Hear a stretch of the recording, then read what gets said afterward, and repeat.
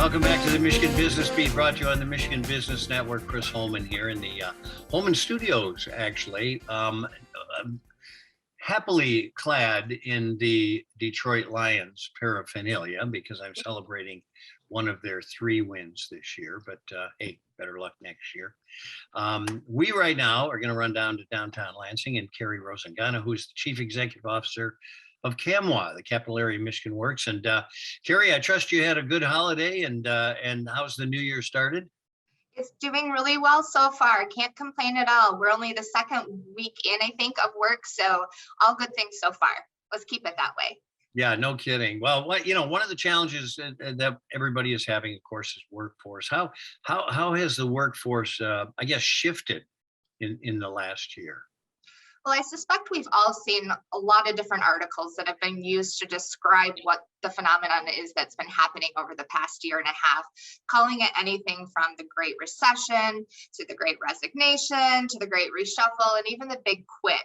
We tend to lean in our office towards the Great Reshuffle because we know from what we're seeing with our job seekers that employees and employers are really looking at those opportunities to connect in different ways. Job seekers employees are not just leaving their work, they're looking for those new opportunities and looking for those opportunities that will allow for growth for them as an individual. So that's what we're seeing, and that's where we really feel like that terminology is probably the most appropriate. We also know and have seen that even within our region that there's been a number of individuals who've been going on strike because they are not happy with the work conditions that they're seeing. So they're looking again for those opportunities that align more closely with what their needs are. So the trends and the phenomenon that we're seeing really shouldn't be ignored.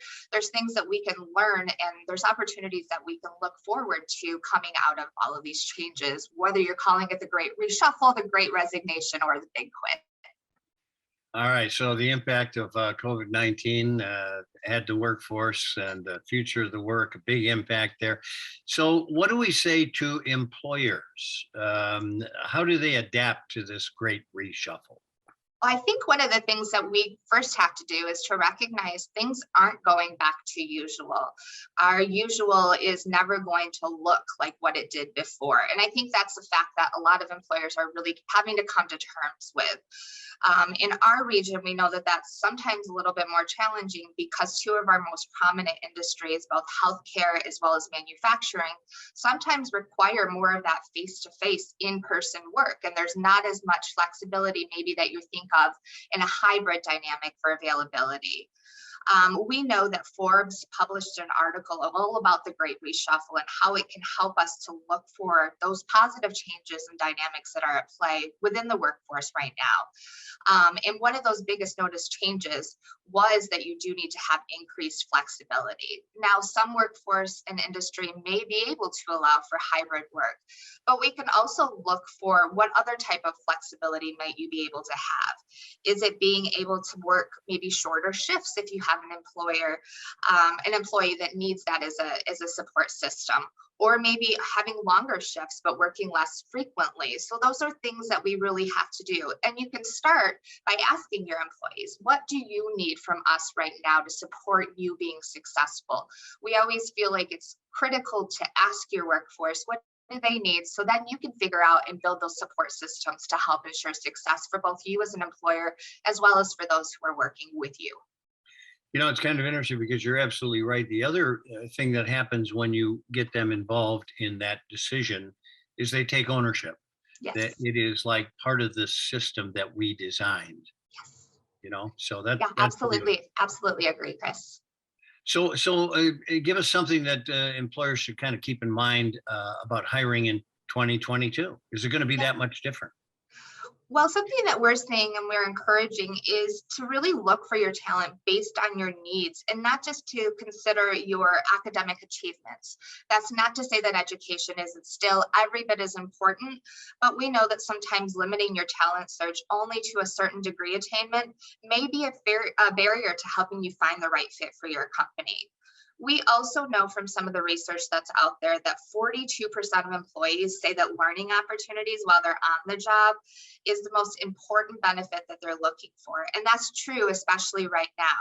That's at the top right, followed closely behind health benefits right now as their top priorities for what current employees as well as job seekers are looking for in an employer opportunity.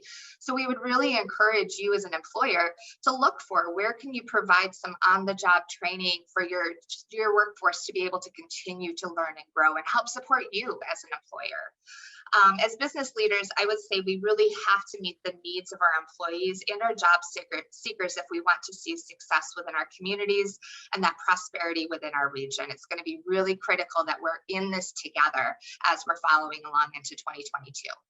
Yeah, it's so interesting you say that. And I also think, and this gets more difficult the bigger you get, but making the family atmosphere is really important because people don't always just work for money.